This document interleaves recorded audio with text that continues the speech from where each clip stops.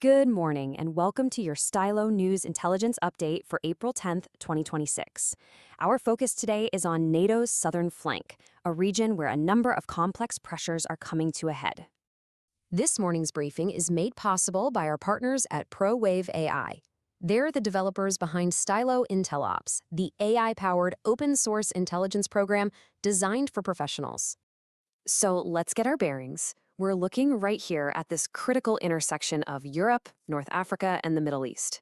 What makes this region so important right now is that you have a series of events that, on the surface, seem distinct, but are actually deeply interconnected, and they're all converging at once, creating a uniquely challenging environment.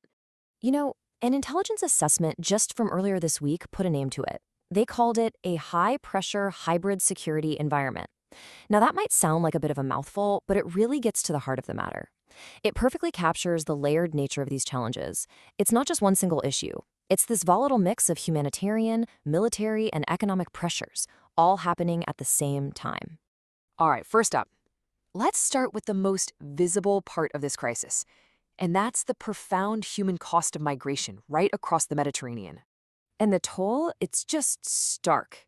The International Organization for Migration reports that 683 people, just since the start of this year, have been recorded as either dead or missing on the central Mediterranean route.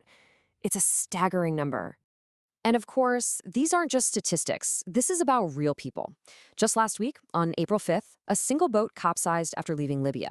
While 32 survivors were thankfully brought to the Italian island of Lampedusa, more than 70 people are still missing.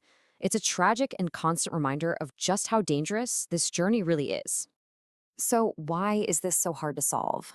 Well, part of the problem is that everyone is looking at it from a different angle. You have the Italian government trying to balance border security with its humanitarian rescue obligations. Then you have rescue NGOs who argue that it's restrictive European policies that are actually making things worse. And at the top, the European Union itself is really struggling to find a coordinated strategy in the face of some deep internal divisions. Now, as tragic as the humanitarian crisis is, it's not the only challenge in these waters. The Mediterranean is also, it's becoming a new kind of battlefield, a theater for escalating geopolitical competition. What's really happening here is that the very nature of conflict at sea is changing. We're seeing this major shift away from, big ships and traditional naval power. Instead, we're moving towards what experts call asymmetric capabilities. So what does that mean? It means smaller actors are using advanced tech, things like long-range sea drones, and working with local proxy forces to effectively challenge much larger conventional navies. And here's a perfect example of that in action. The war between Russia and Ukraine, it's no longer just contained to the Black Sea. We now have confirmed reports of Ukrainian forces operating right inside Libya. And they're using these maritime drones to attack Russian-linked assets, like the gas tanker Arctic Metagas. And this is happening right in the middle of the Mediterranean. That's a huge development. And it's not all just about military action. The competition here is economic, too. At the very same time, China is establishing what it calls a new maritime logistics corridor. It uses the Suez Canal and key Libyan ports. Now, on the one hand, this creates a faster trade route to North Africa, but it's also a strategic play. It reduces China's reliance on traditional shipping choke points, and in doing so, it subtly shifts the balance of economic power in this whole region. Okay, so let's put the pieces together. We've got a major humanitarian crisis and a new geopolitical battlefield. And where do these two things meet? Well, both of them point directly to one nation, Libya.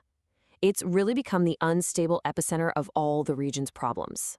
It's pretty clear how the country's instability is fueling the migration crisis. You've got this long, poorly controlled coastline, and that's become the main launching point for thousands of people attempting that dangerous sea crossing into Europe. And, as we've just discussed, Libya is now a stage for other countries' wars. We're talking about reports of over 200 Ukrainian military personnel on the ground, actively targeting Russian interests. This takes what was a local power vacuum and turns it into a potential flashpoint for a much, much wider international conflict. So, the big question is, what comes next? Where is all of this headed?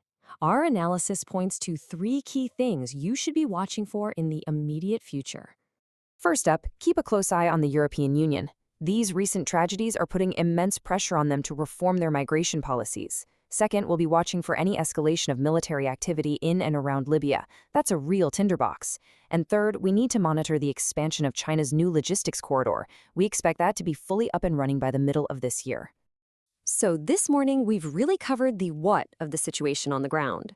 But in our full intelligence update, we go much deeper. We get into the why behind these events and explore what's likely to happen next.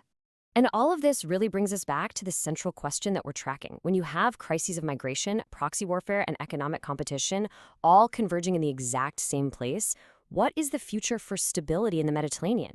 It's the key question, really. For a much deeper analysis of these events and what they mean, you can listen to the full Stylo News Intel update. It's on your favorite channel, or you can just follow the link on this post. Thank you for joining us for this morning's briefing. And for continuous AI-powered news on demand, you can always find us at stylenews.com.